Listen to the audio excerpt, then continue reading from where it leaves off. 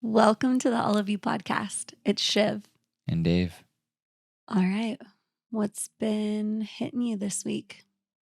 lately we've been on the topic of shame. It's been coming up a lot with just our healing and our understanding.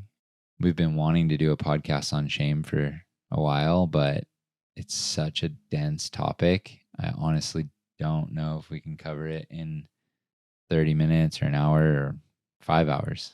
Or a 10-week series. Yeah, it might be a lifetime of uncovering the denseness of shame, but we've felt like it's been on our hearts to tackle it. So here we go. Here's our best attempt. Yeah, I think like we kind of almost got to get right into it because it's such a dense topic.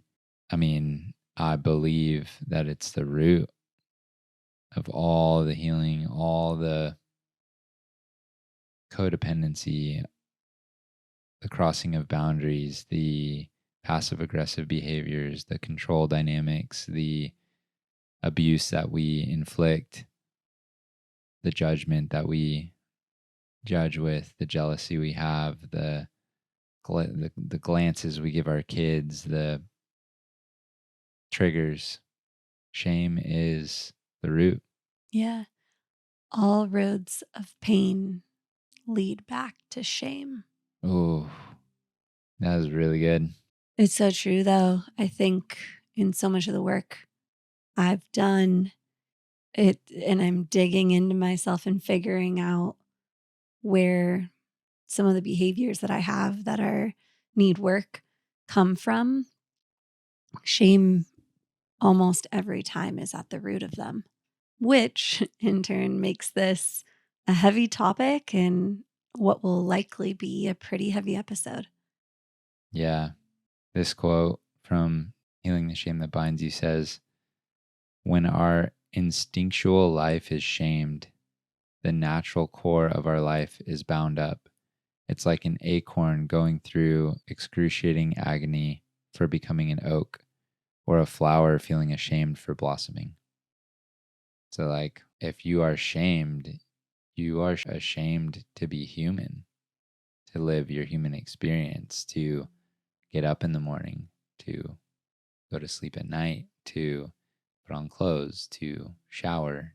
All the normal human experiences is how can you enjoy your human experience when you were shamed for being a human? But let's talk about what shame is. Yeah, I was just going to say that. Well, we can't talk about shame without saying that there is a healthy side of shame. Mm-hmm. I was just saying this morning, I went and washed the car after dropping off the girls, and there was crumbs everywhere because they grab, their food on the go a lot to get to school. And I have shame around the car. And I was like, I had to stop and vacuumed out the back seats. And I looked back there and I was like, I felt bad that I drove them to school with how dirty the car was this morning. And we have a dirt driveway, so the dirt is all over the front seats in the front. Your shoes just collect the dirt, especially in the wintertime when it's kind of muggy lately. And just this healthy shame around it. That's okay. That's normal. Like shame keeps you in line. It keeps you. It's your boundaries. It's your limits. Your human limits. That it's kind of letting you know that you're human. Like I have limits to this human life. I'm not limitless, and so that's healthy shame. But then there's the other side of the coin, which is unhealthy shame. I think if I were to find it at its core, which is kind of hard to do, it's when we have these feelings about ourselves that we are inherently bad or that there's something actually wrong with us. And those are often unconscious, or I should say subconscious beliefs. And sometimes they're conscious beliefs that we go to this place where if something happens, we can go, our unhealthy shame says, if I would actually, let's speak for me personally, my unhealthy shame says if I make a mistake, I am a mistake and I am bad. Mm-hmm. And so it drives me to be a perfectionist because I can't handle the feelings of shames that I have when I mess up. And that's not a good thing because I am a human. I'm going to make multiple mistakes a day. But if every time I make one, and it's not every time, it's typically like bigger mistakes where my shame gets really um, pulled on. But when I do make mistakes and I go to this place of because I did something bad, I did a bad behavior, I am bad. That's where shame is so unhealthy and harmful. Yeah, but it's so hard to know. It's so hard to identify because we do dissociate from it. Typically, if somebody has shame, they don't want to look at it. They don't Mm. want to see it. So we build frameworks in our brain and these thoughts and ideas to not look at the shame. Totally. Well, that's actually why I am a perfectionist because the feeling of shame is so painful in my body. I'm trying to avoid the feeling of shame by not making mistakes and being perfect. Because if you tap on that shame button in me, I can't even handle the feeling. I start spiraling. So that's my coping mechanism of avoiding shame. Hmm. But then there's other ways that people cope with their shame.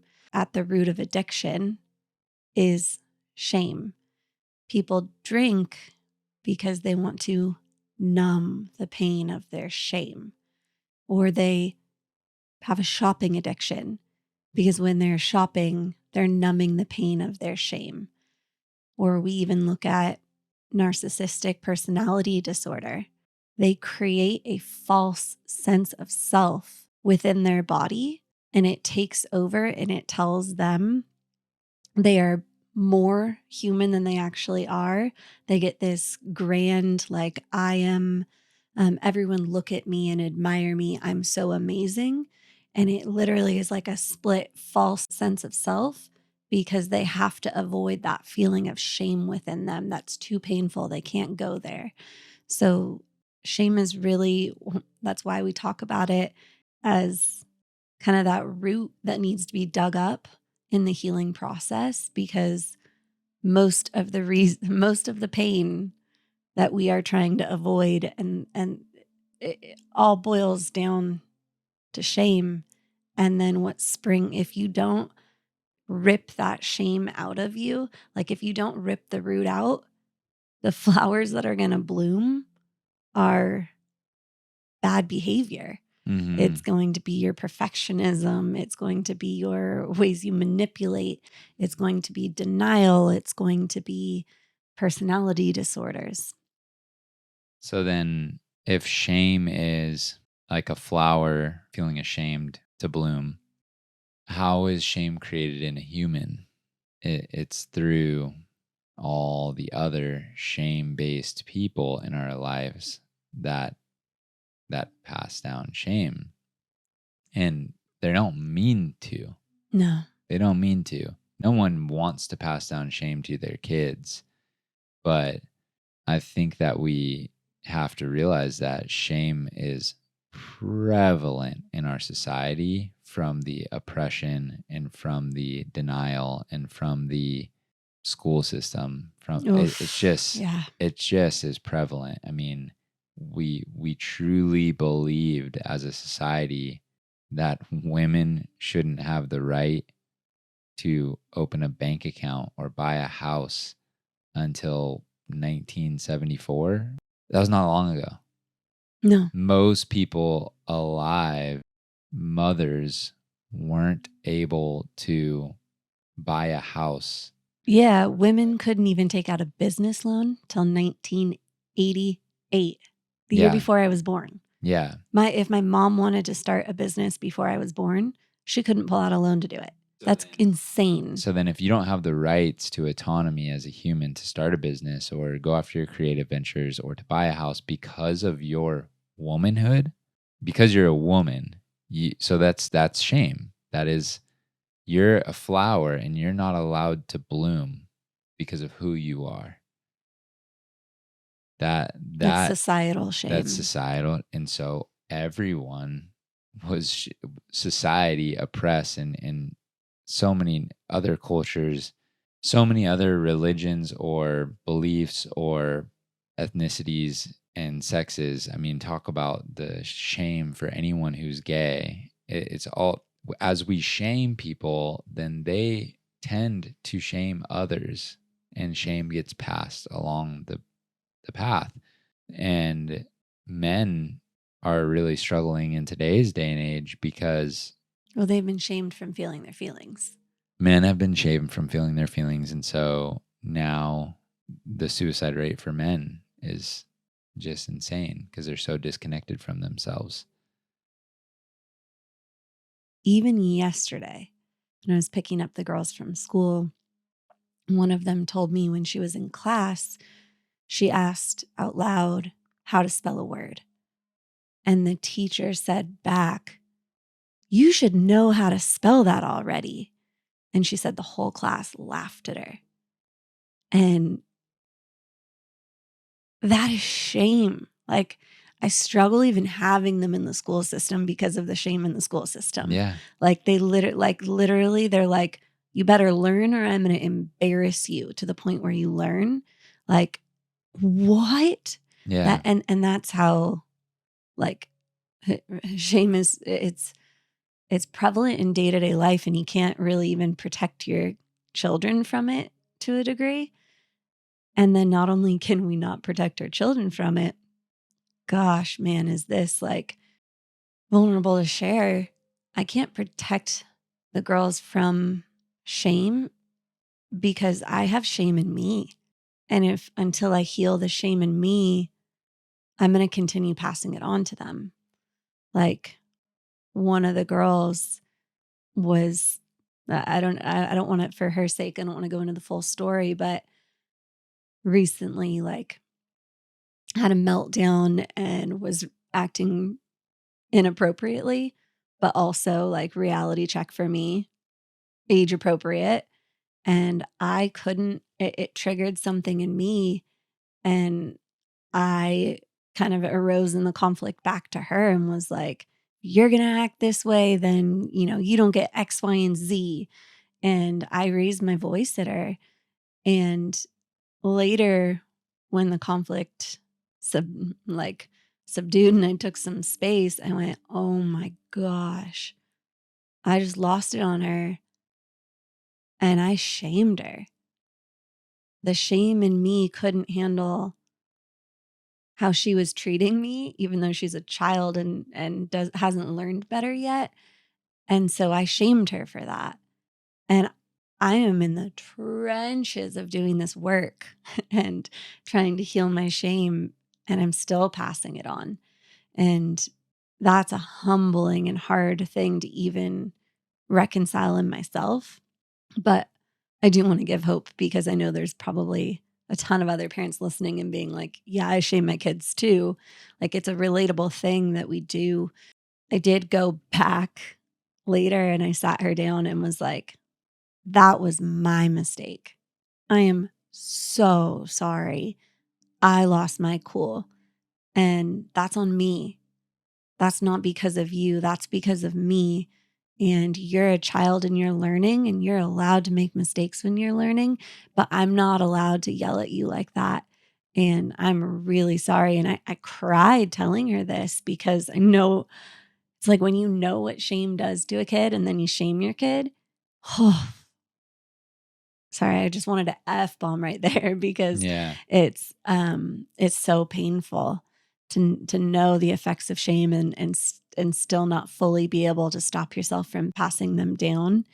Well, and I think it's important to note that making mistakes doesn't pass down shame, because when you make a mistake and you're accountable for it, you're loving them and you're showing them that it's okay to make mistakes. So it's not about being perfect. What you did that day was a mistake, but the ownership you took and accountability and the love and the grace that you had to be able to step up to the plate and say that you're sorry and that you're working on yourself and that you're not perfect allows them to not feel like they have to be perfect and show you are showing them the way, you know?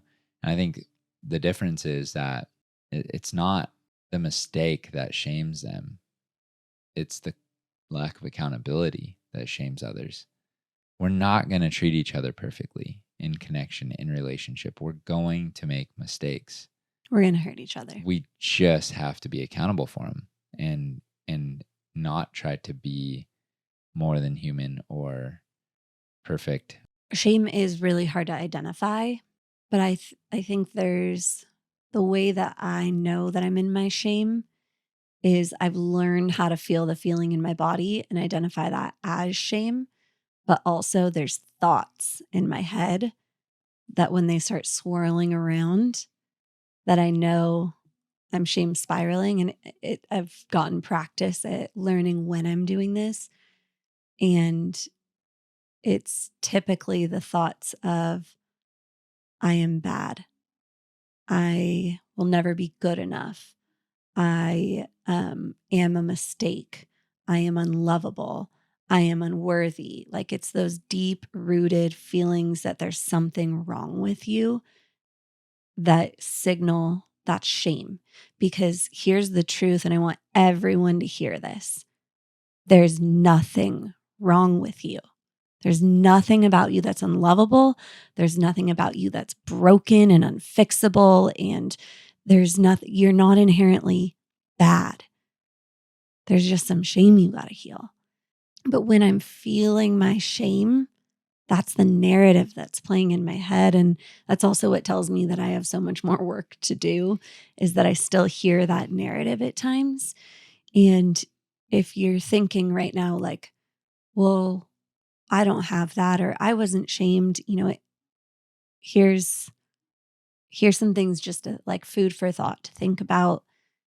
When you were growing up in your childhood, did your parents ever say things to you like, who do you think you are? Because if they did, most likely in your little child brain, who comprehends things not as an adult, but as a child, the answer to that question is, I'm nothing. Or if your parents said to you, I'll give you something to cry about, that's shame for showing emotions. And that's saying that you're not safe, that the connection of the person that you love and that's supposed to take care of you, they're going to abuse you if you don't bury your emotions away. Or if your parents said to you, go get the wooden spoon, your little child brain went, I'm so bad, my parents have to beat me. There's something so wrong with me, my parents have to physically abuse me. So these are ways that shame passes from one generation to the next. So if you can go back and you can dig, and here's the thing too, is like, I want to be really sensitive in this, because all of that is actually forms of abuse. And I don't ever want to be like, it's okay that happened. But at the same time, the way that I can look at it is like, they didn't know what they were doing. They know not what they do. No parent, I mean, I don't want to say no parent, but like, I would say the majority of parents love their children. They want what's best for their children. They would never want to hurt their children, but they don't know better. And so that is how shame is passed on from one generation to the next. The cycle of abuse and the cycle of shame should have been ended with your parents. Not should. Not should? Not should. What's the word? I'm sorry that it wasn't. Yeah. But I agree with you. And then I want to admit, though, I'm coming here really humbly, because I'm not perfect. I literally am still passing on my shame in ways that I'm probably even unaware of. I am working my freaking butt off to figure out, how am I passing it off and trying to avoid it? But I know I'm not perfect. And that's really hard. So that's how I'm able to give grace is I'm here having this human experience and doing it to the I know not what I do. I'm Well, trying to become aware of what I do, but I know not what I do. that's the thing. Like, if we're all seedlings and have the right to bloom, to grow our roots, to grow up tall, and to bloom to be the flowers that we are supposed to be, and we all have a right to this human experience and to fumble and to learn and to weather the storms. And from a young age, as we're babies, we're looking to our moms and our dads and people around us to mirror. Am I okay? Am I on the right track? Am I going the right way? And different people hear different things back. They're mirrored differently. The more shame based parents you have, the more shame based responses you'll get. The more they don't believe that they have a right to be here, the more they're going to make you believe you don't have a right to be here. The more they believe they don't have autonomy, the more you're going to believe you don't have autonomy. And this gets developed early on and it's passed down. So from the get go, you think of the wars, the genocide, the rape, the abuse that happens in this world. And there's so much trauma and there's so much pain. And that pain gets passed down generationally because when bad things happen to people and they don't believe they have a right to be here and to live a gracious and loving human experience, they don't believe they're safe. They don't believe they're a flower that can bloom. They don't believe that they have a right to be a great student in English and to fail in math. Why is that bad? Why can't I'm really good at reading and I struggle with math? I killed it in math, but I struggled in reading. Why wasn't that okay? I'm just a flower trying to bloom. My experience is not your experience. My experience is not my mom's experience or my dad's experience, but as a young child, you're looking for that mirror, that reflection, that validation to say, am I on the right track? Am I okay as I'm growing my roots and starting to bloom? And if you're told these things, these shaming things, these hurtful things, or you go to school and everybody laughs at you for not being able to spell a word, or you feel afraid to raise your hand and ask for questions in class because you believe that you're going to get laughed at and shamed and embarrassed by all your peers, you're looking around going, I'm not okay. So you need love. You need one person, just one person in your life to say, you're okay. You're safe. You're doing the right. It's okay to be you and to struggle at the things you struggle with. It's okay to be good at the things that you're good at and celebrate those, and to be an individual and a part of the collective. And you don't have to be like me. You can be you. But a shame-based person can't love in that way. And so we grow up looking for this mirror, looking for this love, looking for one person to mirror back to me whatever mistakes I make. As long as I'm trying my hardest, as long as I keep growing and keep blooming, you still love me, right? You're not going to leave me. You're not going to abandon me. I'm okay to be my authentic self. I'm okay to be good at math and not good at reading. Like, that's okay, right? I'm not going to lose. I'm not going to die. You don't even know if you're going to die. When you're 5 years old, you don't know if not being good at something could cause you to die. You don't know anything. And before words, before language, you're looking for this emotional response. So you cry and your parents hold you tight or shake you or yell at you or scream at you when you're a baby for crying, and immediately you're shut down emotionally. Immediately you're told that your emotions are not okay and accepted by the person that's feeding you, the person that's loving you.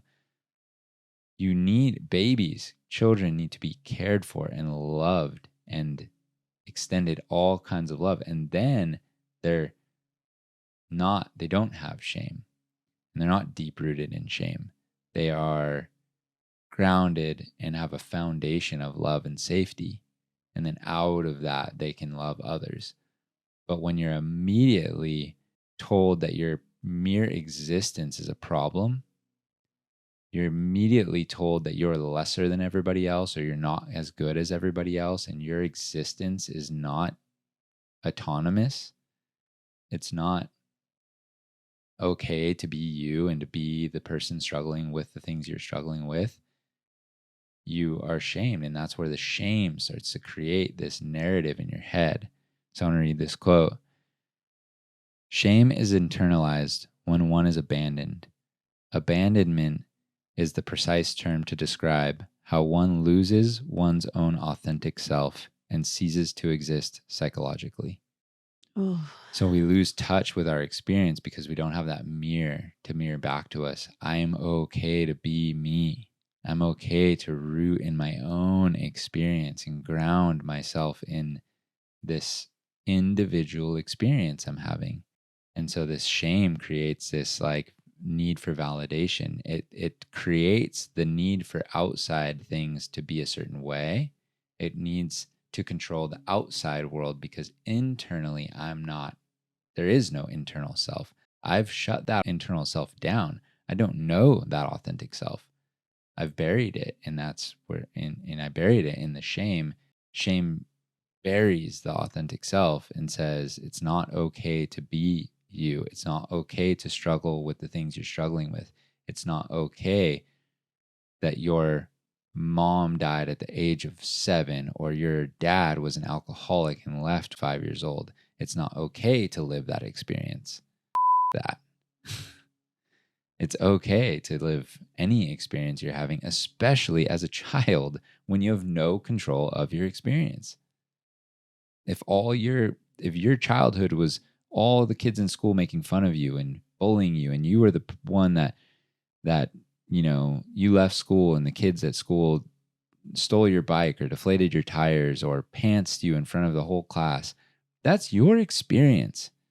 And it sucks and it's shitty, and I'm really sorry for that. But it's still okay to be you and have lived that. And you it's so hard to have an experience like that that's so shaming and identify with it and to say that was my experience. Yeah, because I mean, a kid gets pantsed at school and they go, "What is wrong with me that I'm the kid who's getting picked on? There must be something wrong with me if I'm the joke at school and kids are bullying me." And that's the way it's internalized. So that's why kids need a safe person to say, "Those kids that are bullying you says nothing about you. It says everything about them." And Yeah, kids but have to be taught that. yes, and that's where you need the love. And so this is another quote from John Bradshaw. True love heals and affects spiritual growth. If we do not grow because of someone's love, it's generally because it is a counterfeit form of love. So true love, when you are shamed at school, a parent who truly is non-shame based and can love you when you get home and you're crying holds you and reaffirms your experience is okay and safe to have. It doesn't go to denial mode. It doesn't say, what did you do that caused them to do that? It doesn't say, oh, you'll be okay. It's fine. It's just kids. Kids will be kids. I'm sorry, babe. What do you want me to do? I have to go to work in the morning and you have to go back to school. It stops the world. True love stops the world to care for the child who's hurting. Why aren't we stopping the world to care for the children? Like, I don't understand what is so much more important than the children feeling safe and cared for and loved in their experience. There's no other thing that matters. Like, if we truly want a better world, we have to start caring for the children. And that doesn't mean they're not going to mistreat each other. My daughters mistreat each other, and they get in little arguments or fights or whatever. They're going to mistreat each other. That's part of the iron sharpening iron. The triggering is meant to happen so you can heal the trigger. It's okay to make the mistake it's okay that the kid got pantsed at school. It's not okay, but it is okay in the sense that it already happened. And now we need to accept the reality and not go into denial mode or dismissive. We need to start accepting that reality that that child is really hurt and in pain. And one person just needs to love them through that experience and validate, mirror back. It's okay. As adults, we can mirror ourselves. We can talk to ourselves. We have the brain development to be able to heal ourselves. But as a child, and even as an adult, you kind of still need someone to love you. It really is hard to heal on your own without any form of love in your life. But you can do it.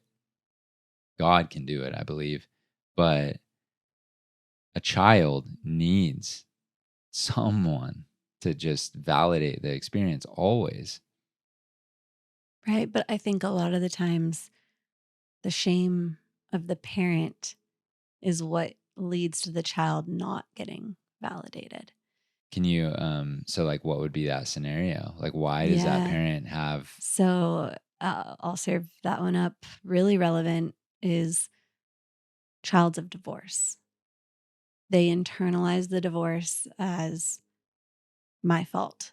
Subconsciously, my parents divorced and it's my fault. yeah, And that creates shame within them. We know that. I think I've heard you explain to the girls no joke, over 100 times that it's not their fault, that it's your mistake and it's not theirs.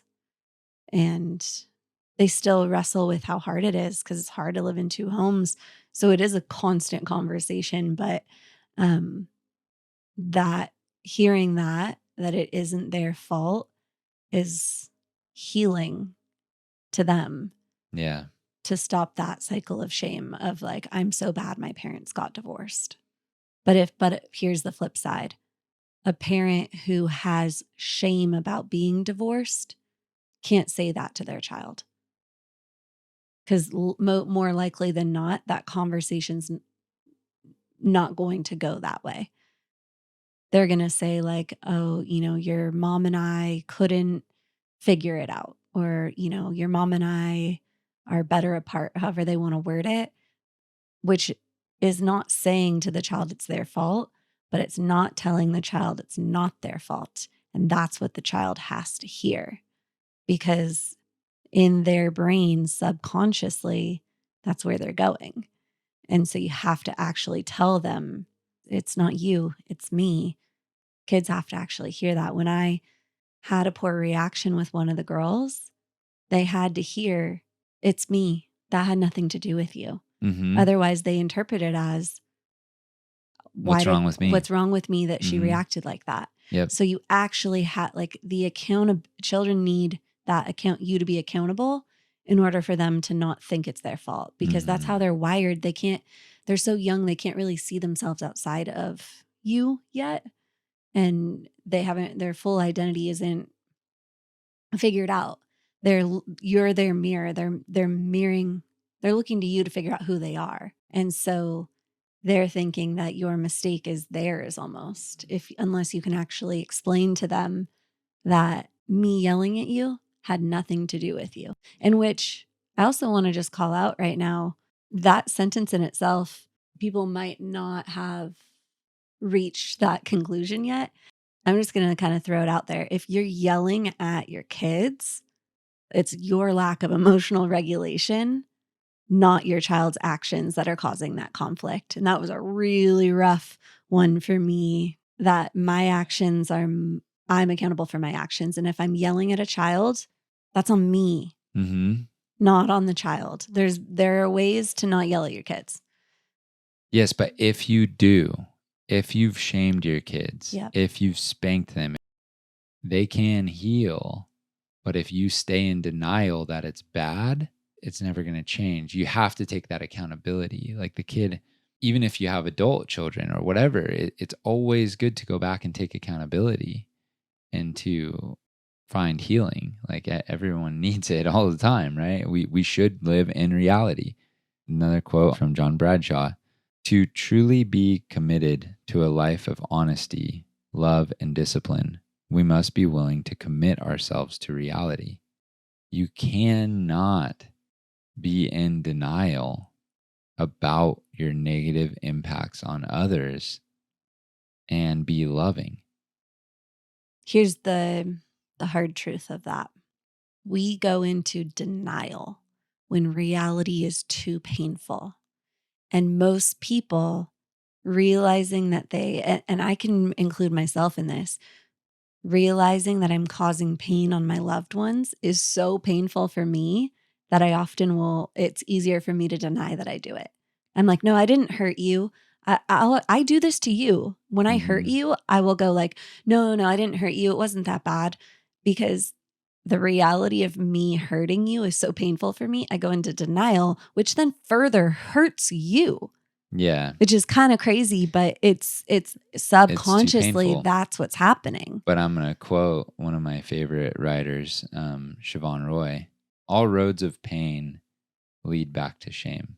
So if anything is painful for you, and if anything in reality is too painful for you to embrace and accept reality, there's some healing that's needed. There's the shame right there. That's the shame that needs to be healed. Mm-hmm. Healing your shame so that you can embrace reality and be in reality, because now you can solve the problems that are real, not be stuck in this false reality. And when you're in denial, it's kind of like if I was to try to solve a math problem with you and I'm like, what's 7 times 5? 35. And you're like, well, I don't believe 5 exists. So 5 isn't a real number. And I'm like, well, then how do we do the math problem? How do we address reality when you're denying a part of reality? So if you hurt me and it's too painful for you to understand and accept that, you're now not working in the math problem. You're denying half the numbers exist, or one of them. And so in order to be in reality, you have to drop the ego fully and say, no matter how hard reality is to accept, it's so much better than being in denial and then transferring shame to those around me and not being a part of the solution, but being a part of the problem. Carrying shame is going to transfer out. I still am working through some of mine as well. Like we are not perfect. Well, the longer you're in denial of the pain you're causing others, the longer you're going to keep causing pain to others. It's getting into reality and actually being willing to go, hi, my name is Siobhan Roy, and I cause pain to those I love, and I'm capable of it. I am capable of manipulative behaviors. I'm capable of abusive behaviors. I'm capable of hurting people. If once you accept that, you enter into reality so that you can start identifying your behaviors that are hurting people. And it's only through that you can stop them. If you think you're not doing it, how are you ever going to stop doing it? Because you don't even know that you're doing it. You know not what you do. Mm-hmm. So in order to become the most loving person you can be to those around you, you have to enter reality. And reality is painful. Mm-hmm. And that is why people choose denial over reality, because the pain of reality is too much for people to handle. They'd rather deny it and go, I didn't hurt you. You're too sensitive. Why are you so sensitive? Yeah. It's like and that's, there's all these terms for it nowadays that people are using, gaslighting and this and that. And really at its core, it's like, I'm not willing to own that I hurt you because it's too shameful for me. So I'd rather just tell you that you need to toughen up um and and that you're weak Yeah. because you can't handle my abuse is Yeah. really what you're saying. Well, and that's what's crazy about it is like, I remember at one point I was like, because I was upset with how much you were hurting me. And I was like, you're going to hurt me more than anyone in my entire life, because for us to be partners for 30, 40, 50 years, you're going to do some damage. You're a human, and you're allowed to. You're allowed to make mistakes. All I need is accountability and living in reality when it happens, because that's where it becomes a problem, is when somebody's in denial about the impact they're having on others. It can snowball, it can get worse, and then it's death by 1,000 paper cuts. And so we have to accept the realities, and the reality is we're not perfect. The reality is something that I say on this podcast is going to hurt someone. Probably every podcast I do, it's going to trigger someone, it's going to hurt someone. Somebody's not going to agree with me. Should I stop talking? Should I stop trying? No, that's perfectionism. That's being limited by perfect. I am not more than human. I'm not claiming to be perfect. I'm not claiming to be the world's greatest psychologist that doesn't have a degree in psychology. Like, I'm not claiming to be anything other than a human who's having a human experience and willing to share my story in hopes to help others. That's all I'm claiming to be. And I think I can do that. And I think I feel called to do that. And I can try to do it well. But it doesn't mean it's going to be no mistakes ever. And anyone expecting no mistakes ever is expecting perfectionism from others. And that's just not a thing. No one is perfect. We all have flaws. We're all learning. No one's fully bloomed. And it's okay to be in your experience, having the storms you're having, saying things the wrong way, and learning from those experiences. So as we grow, let's be gracious on each other, allow people to fail and make mistakes. But if they're in denial and not taking accountability for a mistake, that they're clearly abusive behaviors. Because it does get tricky where it's like, you can't call somebody else's shame out. I can't say you're in your shame. That's your choice. That's your thing. I can say it seems like you're denying a real thing that happened, but I can't say, like, we can't use this to like try to heal other. We can't force others to heal. That's what I'm trying to say.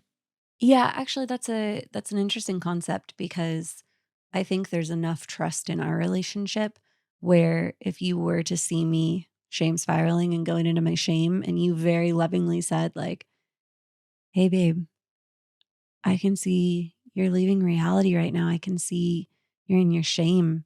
Why don't we take a break?" I'd actually receive that really well if you came to me and you were like, "There you go, shame spiraling again." I wouldn't receive that well, and I would be like, "Meh," I'd probably erupt out of my shame and, Well, not react well, and that's the so difference between the loving and unloving. That yeah, first statement was loving. That second statement was right, unloving. right. And I think we have enough trust built to be able to do that. If I was in a conversation with a friend where there isn't enough trust built, I'm not gonna call them out for being in their shame. Yeah. I think also a lot of people would be like, "What the hell are you talking about?" So, I think context is always important. Um, but there are all of that to say, I think there are times where you can lovingly point that out to someone, just context of the relationship and how it's said. Yeah. So how do you heal it? Ooh, I think there's different ways to heal it. Part of it is for me, things I've done is going back into memories I have that like were my most shameful memories from childhood. And I've written letters to myself. And really, I've gone back and given myself permission to have made the mistakes that I made and told myself that what I did wasn't, I am not bad for what I did and that I don't have to feel shame from it. So it's almost like a rewiring of that in my mind and going into the root of where I felt that shame. And it's a little bit like inner child work and reparenting, where you go in and you talk to that little you and you make it make sense. Because my little child brain took a situation and interpreted it as I am bad. So I go back into that little girl and I explain to her that because I did something wrong doesn't mean I'm bad and I love her. And I talk to her in the way that she needs to be talked to. That for me is a really key part of healing that shame. And whenever a situation comes up where I do feel that shame and I hear myself really going to the lies that are in my mind of I'm a mistake, I'm not enough, I'm broken, flipping it and reminding myself of what the truth is, that I'm allowed to make mistakes. There's nothing wrong with me and I'm lovable just as I am. And for me, also, affirmations is really helpful with that. Every single morning, reading those affirmations, over time, you start to really believe them, and it helps to move away from believing those shameful thoughts and into reality. Yeah, it's all about getting back into reality, fully accepting your experience, and you can do that as an adult. A child needs that mirror and someone to say it, but an adult, you can heal it and validate yourself and your experience and get back into reality and honesty about yourself. Like curiosity. I think curiosity heals shame. I think remaining curious about like your own experience and being willing to find any memory, anything that has happened to you is okay. Anything you did, I don't care what anyone did. You made a mistake. You probably had toxic shame from generations. I mean, you still have your experience that you need to heal. The worst person on the planet, maybe people would say they need to go to jail, but whatever, even if you go to jail or go to prison, you still should heal. You should still heal so that you can take accountability for your actions and be in reality about what you've done and why it hurt other people and why it's hurting you and why, and then change, because living with that shame is toxic inside of your body and it's a sickness, it's an illness. No matter how bad you think you've done things or how bad you've screwed up or anything that you think was so bad or how bad your family was or whatever, it's your experience and it's okay to be you. And you messed up. That doesn't mean there's something wrong with you. There's nothing innately wrong with you. You got past shame down, and that shame is going to continue unless you heal it. And one person who heals can help thousands of others heal. But one shame based person can take down thousands of people as well. So it works both ways. And you have a choice to be a part of the solution or a part of the problem. And it starts with healing yourself. If you can't accept your reality, you'll never be able to help others accept theirs. Comes down to choice. Yeah. And this is why, like, I don't believe in this might be controversial, but like, even therapists, like it's great that they've done the schooling. It's great knowledge. I love it. But have you done the work yourself? If you haven't done the work yourself on your own journey, how can you really guide someone else back to their own reality? I don't know. I think that if I was in another life, or if I ever got the opportunity to be a part of the system in that way, which I'm not, so I don't know if I will or not, but it would be like the school to do therapy would be to do all your own inner work and heal your own shame. Because I just don't see a world where someone who's in shame can really help others heal theirs. We almost validate denial. Yeah, I think to kind of sum up what you're trying to say is you can't guide others to where you haven't gone. Yes. So go there.